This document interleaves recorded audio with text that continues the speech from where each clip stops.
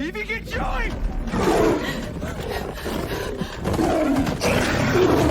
A doomsday virus has killed the vast majority of humanity on Earth. Wild animals have begun to pose the greatest threat. After all, with fewer people, the environment gradually improves. Animals regain control over the initiative. Aside from this, the world has almost become a large zero-cost shopping paradise. Although people are gone, the facilities and wealth created by humanity remain. You can break into any luxury hotel, occupy every house on the street, and drive away any car on the road. In such an apocalyptic world, where will humanity's fate lead? Welcome to Watch. The director of From has released his latest sci-fi masterpiece Earth Abides. Ish is a geologist. He lives a secluded life in a cabin in the woods. One day, Ish went to inspect the southern area of the quarry with his tools. As usual, he wanted to search for hidden traces of pyrite. Ish was bitten by a venomous snake in a pit. While collecting rock samples, he quickly took out his knife and made a cross incision on his hand to let out blood, sucking out some of the venom and applying it away. He then ran back to his cabin. Ish gulped down some strong liquor to disinfect and collapsed onto the bed. Feeling dizzy, he then fell into a hallucination. Uncertain how long it had been, he woke from his dream, and his bitten hand had swollen to the size of a large bun. Ish felt weak all over. He couldn't get out of bed until evening. In his muddled consciousness, he heard someone approaching the cabin. He's sick, let's go. The next day, the roar of several planes woke him up. After regaining his senses for a moment, Ish fell back asleep, uncertain how long it had been. The cup on the table had gathered cobwebs. Ish crawled over to drink some water. The snake venom had nearly cost him his life. Ish really wanted to contact his mother, but his phone was left at the quarry. His mother inexplicably sent a text saying, "We love you." Unfortunately, Ish had no idea. He endured like this for several days, and the swelling in his hand finally subsided. After a quick wash-up, Ish prepared to go to the hospital. His car was covered with a thick layer of dust. He cleaned the windows and headed towards the town. Strangely, there wasn't a single person on the road. There was still a decaying body of a courier lying on the street. Although Ish hadn't figured out the specifics yet, he vaguely guessed what had happened. So he hurried into the car and turned on the radio. Every channel was reporting on the apocalyptic plague. Ish immediately headed to the community where his parents lived. The deserted streets gave him a bad feeling. Mom? Dad? The elderly couple didn't respond. Uneaten food was still on the table. After pushing open the bedroom door, Ish was hit by a foul smell. His father's body lay on the bed, with a swarm of flies buzzing around him. His mother was slumped next to the toilet in the bathroom, with a fallen pill bottle beside her. Ish found it hard to accept the reality of losing both his parents. He sat in the living room and cried for a while. Ish adjusted his mood and prepared to bury his parents' bodies in his mother's meticulously tended garden. He dug a large grave that could hold 2 people. Then he placed the bodies inside and buried them. After finishing all this, he lay quietly in his room, deep in thought. As a geologist, Ish was accustomed to solitude. This meant he had more time to think and learn. However, it was a bit too quiet now, as if there were no other living beings in the world besides him. The next day, Ish decided to search the town first, in case there were other survivors. He walked into the town's church and found the worshippers of God lying back in their chairs, their bodies decaying and stinking. It seemed that the Lord they worshipped had not extended a helping hand. Ish left the church and went to a convenience store. He took many essential supplies, even managing to get a shotgun and plenty of ammunition. The town was located in the suburbs and has a relatively sparse population. Ish planned to visit the densely populated city center. He was blocked by roadblocks halfway there. Not knowing what the situation had been at that time, it had actually reached the point of needing to block the roads. Ish, who had been maintaining calm and not allowing himself to think too much, finally lost control of his crumbling emotions.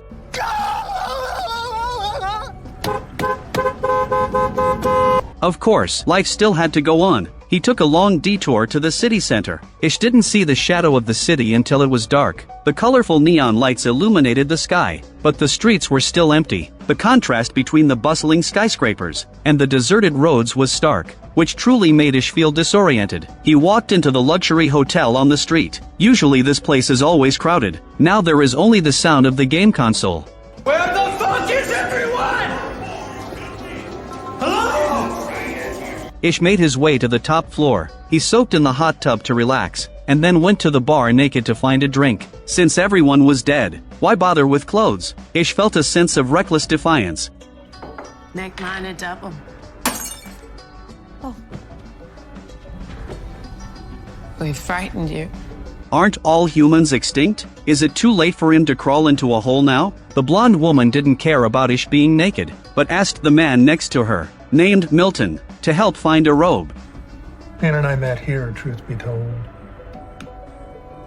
Both here on business. Ish couldn't understand why these two were unaffected. The woman named Anne only replied with 2 words, immune. Milton laughed and asked if Ish had overslept. Why does he look like he doesn't know anything? Ish awkwardly admitted that he had been infected by snake venom and unconscious for nearly 3 weeks, and really had no idea what had happened. Milton showed Ish the recorded news, saying that this outbreak was unprecedented. None of the vaccines worked. The government's mishandling led to the complete collapse of the United States. Eventually, the entire country came to a standstill. Everyone could only wait to die, or watch their family members with low resistance die first. Every day, turning on the news, he could only see which country had fallen next. Later, even the news and television stations ceased operations. Milton and Anne also didn't know why they were still alive. They refused to step out of the hotel at all. But Ish couldn't accept this passive attitude. He carried his clothes and distanced himself from them. He managed to sleep beside the elevator for a night. The next day, when he woke up, the 2 of them were surprisingly gone. Ish hurried to look for them. Fortunately, Anne had not left. She was trying on a mink coat in front of the mirror. Ish couldn't understand why they were so numb. Just because my heart is beating doesn't mean I'm alive. It turned out that Anne had lost her young daughter in the plague. Her heart had died along with her child long ago. She didn't care whether the world could be saved or not, and told Ish that Milton's wife also died in this hotel. They were the only survivors here. We thought we were the only 2 left on Earth. Maybe you are. Well, we're 3 now. No, not staying.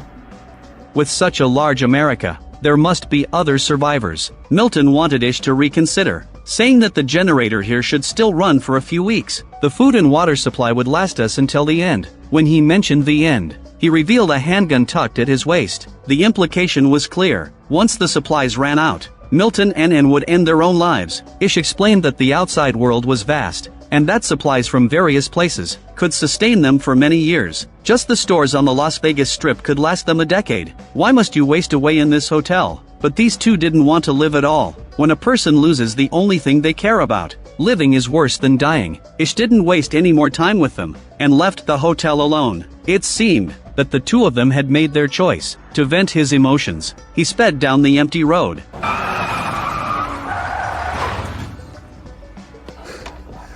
How fucking lucky are you? This had completely gathered the 2 major elements of an American disaster film: a tough guy and a cute pet. Ish wondered to himself, where should one go when feeling lost in the future? He decided to go home first, to return to where it all began. Ish took the dog to the library on the way. He pushed a large stack of books, ready to study them at home. He named the puppy Lucky, and found his calm mindset with its company. A year later, Ish had not seen any other survivors. He hadn't gone outside the town to search carefully. He lived a monotonous life day after day, until one day, Lucky suddenly barked wildly at the door. Ish looked up and saw a wisp of white smoke not far away. Was this a signal from Lucky or an unfortunate warning? He drove straight towards the smoke. Ish approached the house that seemed to be inhabited. A woman with a gun appeared on the roof, warning Ish not to come any closer. He hurried to explain that he meant no harm, but had come to confirm that someone was still alive. The woman's name was Emma. She lived by hunting. She had only arrived in this town a few days ago. Emma chose to stay in this house because there was a for sale sign hanging at the entrance. This way, she wouldn't have to see the owner's corpse inside. After finishing his tea, Ish planned to leave, but Emma suggested that he stay overnight. Both of them hadn't seen another living person for a long time, fearing that terrifying sense of loneliness. So the next day, Emma followed Ish home. While she admired the backyard, Ish quickly removed the rope from the beam, not wanting Emma to realize his weakness. They noticed that the food in the cupboard had been spoiled, so he went to the nearby supermarket to stock up. From the abundance of supplies on the shelves, it was clear that the disaster had happened very suddenly. People had not had the time to stockpile supplies before they died. They loaded a truck full of canned food back to the villa. Emma didn't like these convenience foods, and often went into the woods to forage for mushrooms. She cultivated the land in the yard. Ish would also go fishing by the nearby lake, and even began building a chicken coop. The book said that if it was made comfortable enough, chickens would run in and settle down on their own. Emma's arrival made this place feel more and more like home. It was very natural for love to arise between two people. Ish dismissed the thought of leaving this world, since they were going to live here long term. The issue of electricity had to be resolved. As long as there was electricity, there would be light and heat, and it could power the refrigerator to keep food fresh. Ish wanted to go to the supermarket to get some solar panels. After driving for a long time, the car finally broke down. Fortunately, there were cars all over the streets. The gas station had enough fuel for him alone. This world was simply a huge zero-cost shopping paradise. Ish moved many solar panels back. He was assembling on the roof. Ish slipped and fell down. Fortunately, Emma could help with the injured leg at home. While they were chatting, Emma asked, "Have you ever thought that maybe there are others alive besides us?" Emma missed the noise and bustle of crowds, and the feeling of being surrounded by love. With a joking tone, she teased, "Our current situation is like an arranged marriage." Late at night, she got up alone to look at photos, which included Emma's husband, child, and beloved parents. These family members had long since left her, but Emma had not forgotten them for a moment. She collected her emotions and continued her new life. Soon after, Ish's leg injury healed. He continued assembling the solar panels. Emma brought surprising news. She was pregnant. In the past, Ish would have been overjoyed, but now, with no doctors or hospitals, being pregnant was a very dangerous thing. At this point, there was no turning back from the pregnancy. Ish went to the library to find many books about maternal care. He also stockpiled a lot of baby supplies. His serious demeanor made Emma chuckle. Just then, Lucky suddenly barked at the yard. Ish's chicken coop had indeed attracted residents. This seemed like a good omen. Emma's belly was growing larger, and she needed to supplement her diet with meat and protein. The chickens in the coop needed to lay eggs, and the best solution was to hunt. Ish had always been resistant to hunting animals, but for the health of the pregnant woman and the fetus, he had to go against his principles. Ish took a gun and went out to hunt. The herd of cows, roaming everywhere, had lost their alertness. Ish found it easy to hunt them, but the difficult part was overcoming his own mental barrier. He kept apologizing, and finally pulled the trigger. He was so nervous that it took 2 shots to kill it. Ish followed the steps taught in the book to slowly dissect the cow's carcass. There were several times in between when he wanted to give up, but for Emma, he had to persist. He returned home with a large cow heart. Emma looked at Ish's foolish expression and couldn't help but tease him. In our place, hunters eat a raw piece of their catch to show respect. Ish actually wanted to take a bite of the cow's heart. Emma burst out laughing. At this moment, they had no idea that this cow would bring disaster. In the afternoon, the solar panels were finally completed, and their house finally had electricity. But Emma pulled a large rat out of the sewer, and not far away on the street, a large swarm of black rats was stirred up by the cow's blood. They were heading towards the house. Ish noticed the gathering of rats, and immediately burned the remaining beef. But the rat swarm was drawn in faster by the smell. They surged towards the villa. The two retreated into the house and sealed the doors and windows. They filled the toilet and pipes with disinfectant, preventing the rats from getting close. But Ish soon realized he had left Lucky outside. If this continued, Lucky would surely be devoured by the swarm. Ish took a risk and opened the door to rescue Lucky. Several dozen rats took the opportunity to scurry inside. He quickly fired his gun. When the bullets ran out, he beat them back with a stick. It wasn't until late at night that they completely wiped out all the mice in the room. Emma hurried to vaccinate and stitch up Lucky's wounds. The dog curled up and fell asleep on the bed. Ish felt his confidence shaken by the rat disaster. He worried that he couldn't protect his family and feared that Emma might die in childbirth. Emma said, "I've already had 2 children. Unfortunately, this disaster took their lives." Ish knew how difficult it was for Emma to bring this up, so he comforted her tenderly. Soon after, the gathered rat swarm was dealt with by feral cats. Ish didn't have time to feel happy. Before it was time for Emma to give birth, he had no idea what to do. Even at such a moment, he wanted to flip through books. Emma sensed that the baby's position was wrong. She instructed Ish to reach in to adjust the baby's shoulder. With their combined efforts, a healthy baby girl came into the world. They named the baby girl Heather after Ish's mother, signifying life and the continuation of human civilization. Ish now bore the weight of family responsibilities, and Emma left their address on the street, hoping to encounter other survivors. 6 years later, a couple saw the address on the street and moved near Ish's family. At that time, Ish and Emma had 2 children, and the third one was on the way. One day, Ish was returning home with freshly picked fruit. On the way, he accidentally hit a lion. He pulled out his handgun, intending to kill it. He discovered a girl hiding in the woods. Ish hurried after her to check, but the girl had probably not interacted with humans for years, and her behavior was quite unusual. She was very afraid of Ish's approach. He could only tell the girl, "I have a lot of fresh fruit in my car. If you want to eat, come find me by the roadside. The choice is yours. I won't hurt you, okay?" After Ish said this, he returned to the roadside. The injured lion was nowhere to be seen. After a short while, the girl emerged. Ish tossed her a fresh apple. The sweet flavor awakened her taste buds. The girl finally believed that Ish meant no harm. She climbed into his truck. Upon arriving home, Ish introduced the girl to his family members. Heather and her brother Alex were innocent and lively, eager to play with their new friend, but the girl wouldn't allow anyone to come close. The neighbors heard about the new survivor and came over to inquire about the situation. Emma thought that there should still be companions of the girl in the woods. How could a child survive in the apocalypse alone? Ish decided to go back to the woods the next day to see if he could find the girl's companions. The next morning, neighbor Morin went to deliver breakfast to her. He was grabbed by the wary girl. Both of them had circular scars on their arms. Their shared experience eased the girl's wariness. She obediently followed Morin into the bathroom to take a shower. Ish, along with Morin's husband Jorge, arrived at the forest where they had found the girl. There was indeed a shabby wooden cabin there, and signs of human habitation. They searched around but found no trace of anyone. At the same time, Morin quietly rummaged through the girl's backpack while she was bathing. Inside, the sketchbook was filled with graffiti, the dark and eerie style evoking unease. In a pocket of the backpack, there was a letter. Morin opened it to read. Then, she quickly put the backpack back before the girl appeared. From the letter, it seemed the girl's name was Xiao Wei. When Ish and Jorge returned, Morin read the letter to everyone. It turned out to be a letter of guardianship left by Xiao Wei's mother. When the disaster struck, and they lost everything, the woman's husband began to vent his anger on Xiao Wei, causing the girl to stop speaking and become withdrawn. I am dying.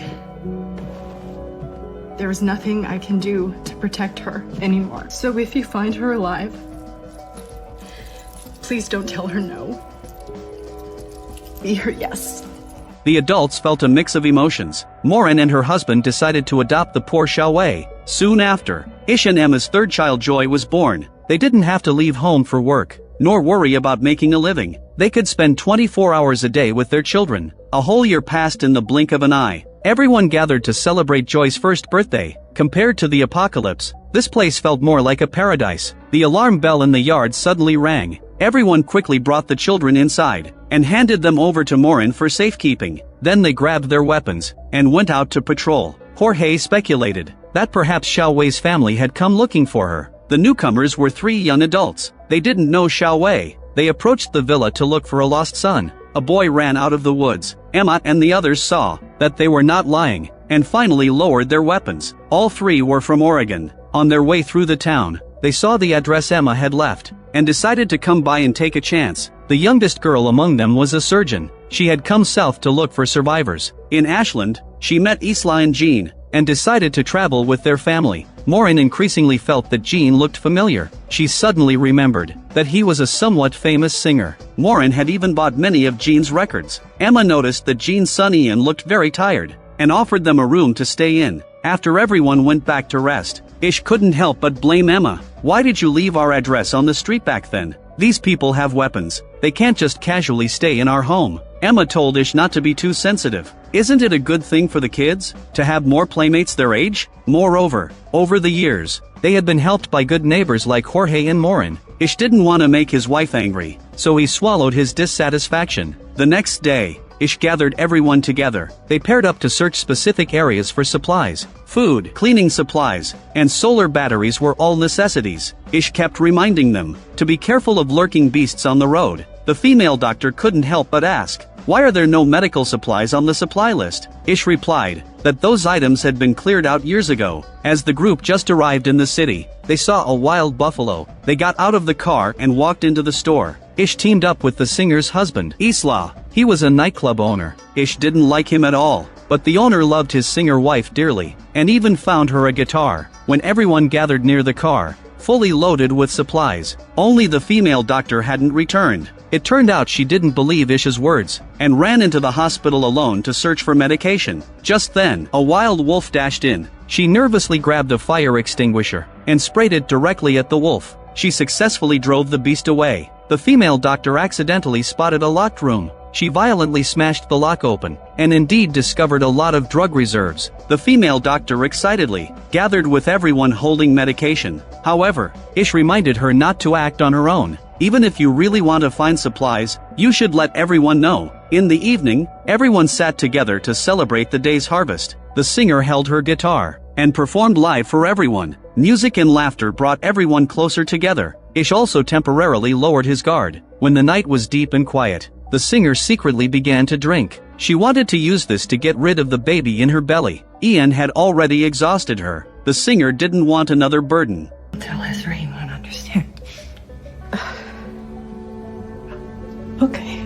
Regardless, the three of them, along with Ian, settled in the town. One day, Jorge gave Ish a hammer to thank him for his care over the years. Ish held the hammer, and almost forgot that he was a geologist. Although life now was far from what it used to be, life still had to go on. After much hesitation, the singer ultimately decided to keep the child. Even Jorge and Morin had welcomed a baby. 14 years had passed since the virus outbreak. Lucky had now become an old dog. Ish's eldest daughter Heather had grown into a young woman. She grew up alongside Ian. They were now in a dating phase. Although Xiao Wei still didn't speak, her temperament had softened considerably. Ish often took the children to the library to learn about human life in the past through books. He never neglected the education of his children. In the afternoon, a fierce wind blew outside the library. The father and son hurried home through the pouring rain. Ish counted the heads to confirm that no one was missing, but Heather realized that Lucky was missing. Ish immediately rushed into the yard to look for him. He found Lucky's lifeless body under a tree. This was his first friend in the apocalypse. Ish buried his beloved dog with his own hands. Jorge came over to help as well. Ish was worried about his youngest son playing nearby, and went to check on him. A lion slowly appeared. Ish rushed over to save him. He was pinned down by a huge male lion, and quickly caught covered in blood. Losing his ability to resist, Xiao Wei finally broke through her psychological barrier, and screamed aloud.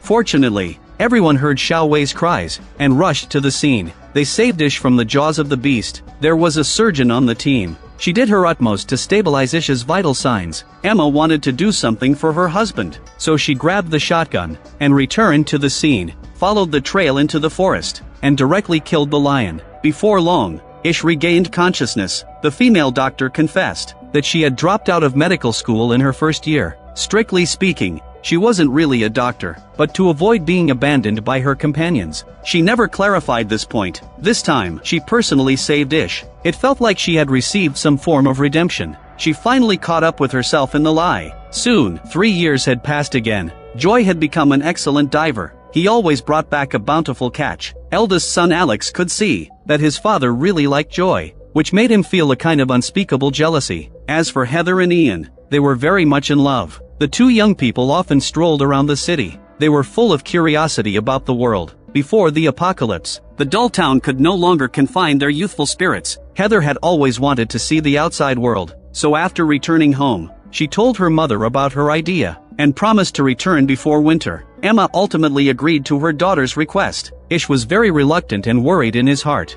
If it weren't for him educating his daughter about the outside world through books, she wouldn't have had the seeds of curiosity planted in her heart. He didn't want to be a cage that imprisoned his daughter, so he could only let her go in search of freedom. The next day, the couple packed up Heather's luggage and sent the children off. However, the town soon faced a new problem. This year's rainfall was exceptionally scarce. Isla's crops looked half dead. The house soon ran out of water as well. This was the first time since the apocalypse. Ish and the neighbors went to check the reservoir, and found that the water here had dried up. The pipes were also severely damaged. At this moment, the sound of an engine was heard not far away. Ish ignored the calls from behind, and hurried to take Joy and Isla home. Jorge reassured everyone not to panic. Resources were still relatively abundant. Humans had no need to turn against each other, and if they were determined, they would follow the tire tracks here. Even if we hide, it's useless. That group of people had followed them. The leader, a long-haired man named Charlie, pulled out a jug of clean water.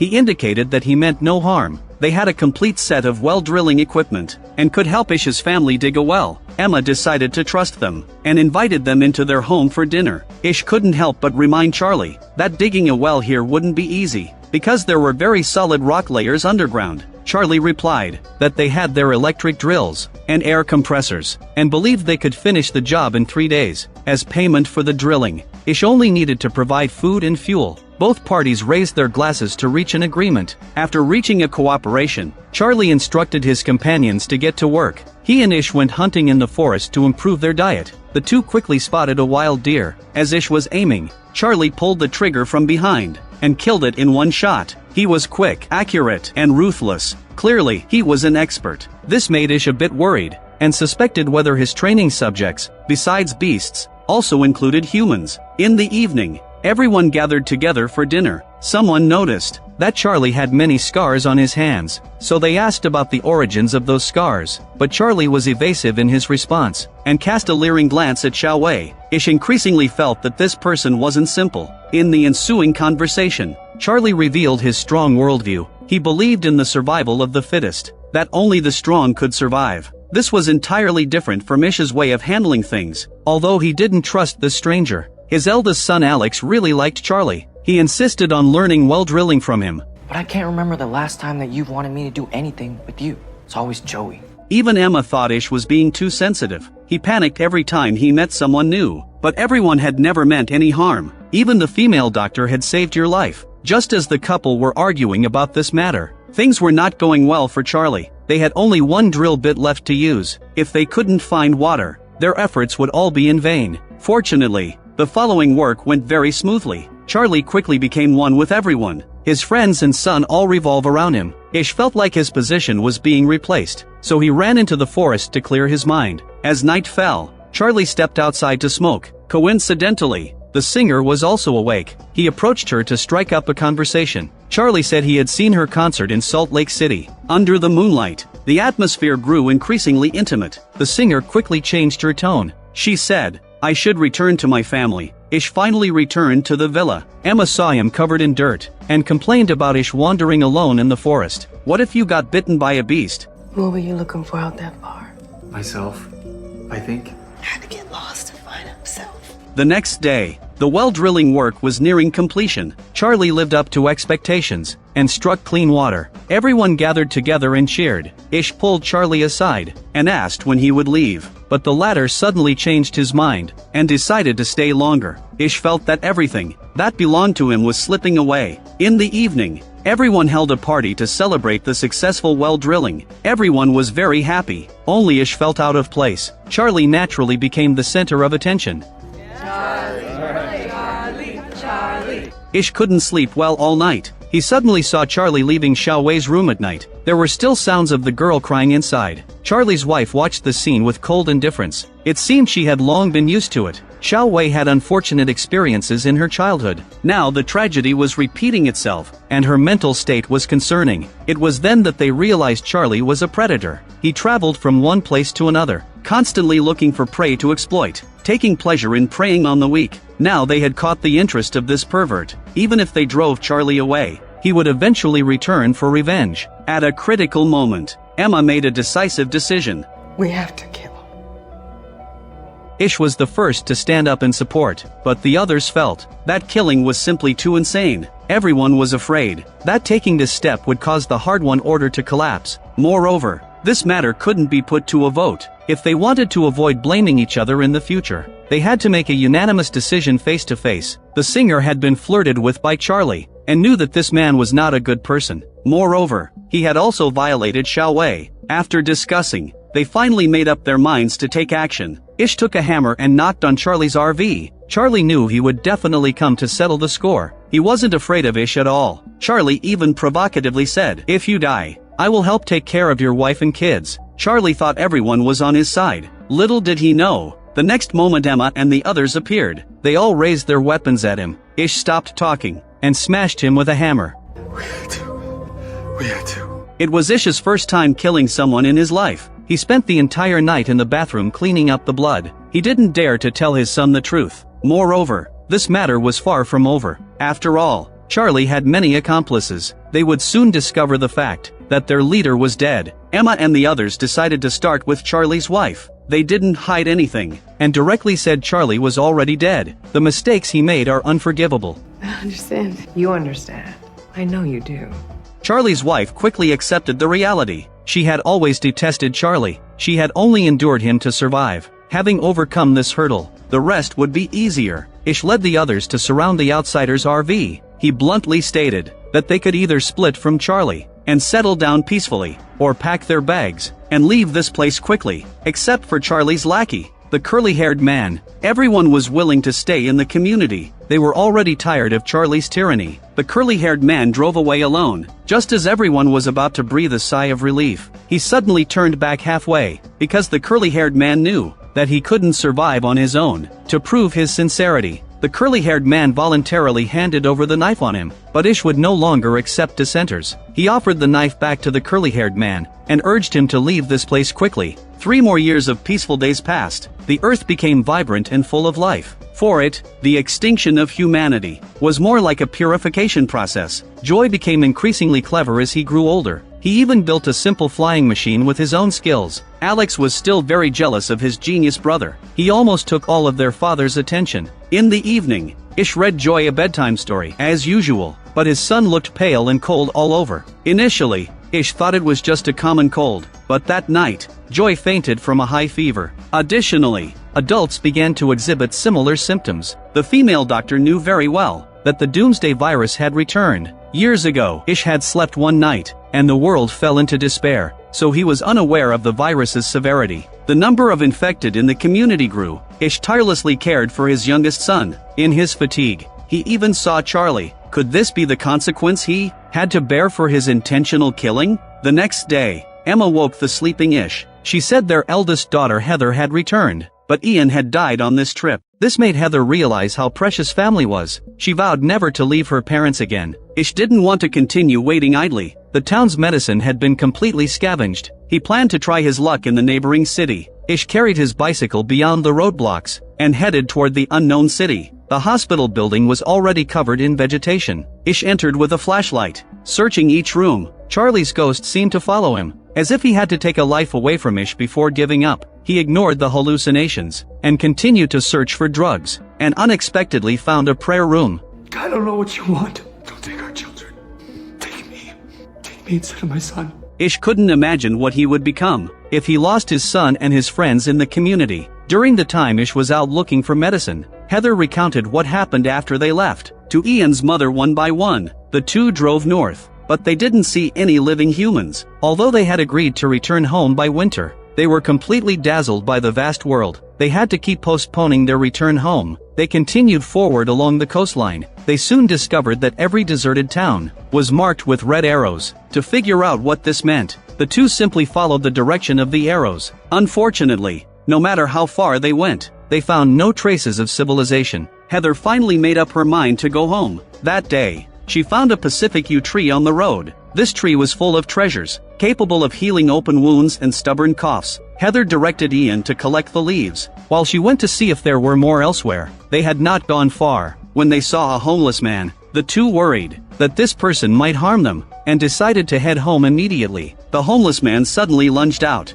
grabbing Ian tightly and demanding food. This homeless man was none other than the curly-haired man. He was agitated, and with that knife from years ago, he stabbed Ian to death. Heather used an axe to strike, and avenged Ian on the spot. Unfortunately, she didn't know the homeless man, and didn't understand the reasons behind it. Not long after, Ish returned to the community with a large supply of medicine and blood transfusion equipment. He wanted to transfuse antibody-rich blood to Joy, even if there was just a glimmer of hope. Ish didn't want to give up. Heather noticed her father's agitation and urged him to calm down so as not to scare Joy. The female doctor was conducting experiments with Pacific yew leaves, which might help suppress the symptoms of the infected. By late night, Joy's fever was severe. If it continued like this, something would surely go wrong. The female doctor suggested giving Joy an ice bath. Ish hurriedly carried his son to seek help from Jorge. The two placed Joy in the icy water to cool him down, and asked the devout Jorge to pray for their son. Perhaps God saw their suffering, and the female doctor realized that the virus had greatly weakened after 20 years of evolution. With the help of the yew tree's antitoxicity, the infected still had a chance for recovery. Heather finally breathed a sigh of relief upon hearing this. One of the Asians among Charlie's group heard that she had almost been killed by humans in the wild, and wanted to inquire about what that person looked like. I keep seeing is the gold of his tattoos. Upon hearing this, the Asian man was startled. A golden tattoo? Wasn't that the curly-haired man who had been driven away? He felt extremely conflicted, not knowing whether he should speak up about it. The Asian man couldn't help but ask the female doctor, "Do you have any secrets that you're unsure whether to share?" The female doctor gave a very wise answer. If the secret can't make the world a better place, then there's no need to reveal it. The Asian man finally felt relieved. With people dead, why bring it up to upset everyone? He would take the secret to the grave. Despite many infected individuals gradually recovering with the help of the yew tree, Joy, young and severely infected, showed no signs of improvement. I'm scared. Don't be scared. I'm here. Your mom is here. We're always here. What if I'm not? Where will I go? If I'm not here, how will I find you? Joy spoke and then left this world forever. Ish found it hard to accept this reality. He rushed to the town to erase the address left by his wife, and wanted to burn all the books in the library. It is. This is a house of fucking lies. An illusion. Useless. I can't do this anymore. Emma understood the significance of this community in Ish's heart, but she reminded him that it had long since disappeared. It was destroyed by the virus long before Joy left. No one could rebuild the life that once was. But don't forget, we still have 2 children, and our neighbors have children too. Ish finally calmed down. Emma was much calmer than her husband, because she had endured too many deaths. If they only focused on the dead, they would never be able to move forward. They had to rely on the living to survive. The next morning, Ish looked far and wide. The scientist in me would have mentioned the heft of the cirrus clouds, the barometric pressure required to move the sun so deftly through the mist. But somehow I knew science didn't have a word for this. This is awe. Ish suddenly realized. Now, the earth was unpolluted, and the environment was intact. The old rules no longer apply to the present, yet he was stuck in place, trying to learn lessons from his past life, and attempting to rebuild a world that was fundamentally flawed. Until this moment, Ish finally let go of his obsessions, focusing on learning the new survival rules from the earth. The future was a blank canvas that should be boldly explored by the children. He gathered the courage to organize Joy's notebook, and found that besides the flying machine, he was also researching how to rebuild a radio. Joy wanted to reconnect the whole world, to help all survivors move forward together. Ish felt genuinely proud of his youngest son, and decided to pick up his inventions and continue the research. Soon after, Ish successfully built the radio, but he received no response. Just as Ish was feeling disappointed, Heather suddenly recalled that during her exploration, the red arrows were marked with numbers. Could those numbers indicate radio frequencies? Ish immediately input the numbers into the radio. Everyone held their breath, waiting. Unexpectedly, a response came through the radio. Another group of survivors lived on a nearby island. It has developed into a relatively large community. They even invited Ish to come live with them. Of course, some expressed concerns. What if they were bad people like Charlie? Are you there? Can you still hear me? We were afraid too, if that's what you're thinking about. When we first painted the frequency up, many of us didn't want to do it. This statement made Emma lower her guard. If she hadn't left the address back then, they wouldn't have met at all. Since the people on the radio side made the same choice as her, they left their own frequency. Then they had to take the risk to respond. 50 years had passed since the outbreak of the pandemic. Ish passed on the hammer representing faith to his eldest son Alex, as the camera pulled away. Men go and come, but the earth abides. The entire community was lit up. The film ends here. Compared to ordinary zombie escape films, this one is clearly much more artistic. The film expresses how humanity, in a post-apocalyptic world, seeks to find itself and establish connections. It explores friendship, love, and familial bonds. It is a gradual journey of reconciling with nature. As Ish said at the end, people come and go, but the earth endures. No species extinction will affect the world's continuation of life. So don't fantasize about changing the world. Learn to change yourself. If you enjoy my channel, please click subscribe.